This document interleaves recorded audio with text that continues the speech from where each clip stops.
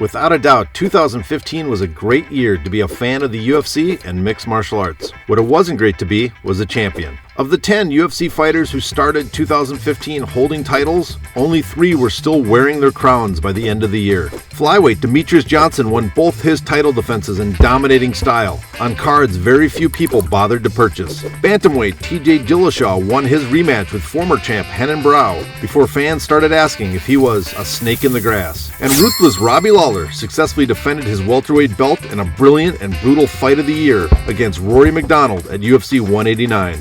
The first UFC title holder to fall in 2015 was newly minted strawweight champion Carla Esparza, who was TKO'd by Joanna Jędrzejczyk in the second round at UFC 185. Joanna champion would retain the title by defending it twice more throughout the year. Also at UFC 185, Rafael dos Anjos captured the lightweight title from Anthony Showtime Pettis in a remarkably one-sided decision. RDA would defend the title later that year against Donald Cerrone, beating the Cowboy via a first-round TKO. At UFC 187 in Mexico City, which don't forget is 7,000 feet above sea level, interim heavyweight champion Fabricio Verdum used his superior cardio to force heavyweight champion Cain Velasquez to tap out to a guillotine choke. Chris Weidman would successfully defend his title against Vitor Belfort, only to see his reign as middleweight champ come to an end when he met former Strikeforce title holder Luke Rockhold. While Daniel Cormier lost to light heavyweight champion John Jones at the very beginning of the year, Jones would be suspended and stripped of his belt by the UFC,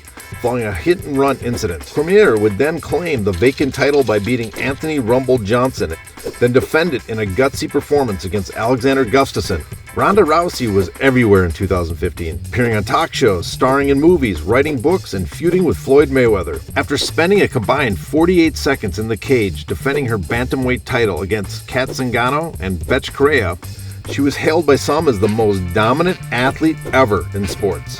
Then, at UFC 193, in front of a record 56,000 fans in Melbourne, Australia, former boxing champion Holly Holm knocked out Rousey in the second round with a head kick seen around the world.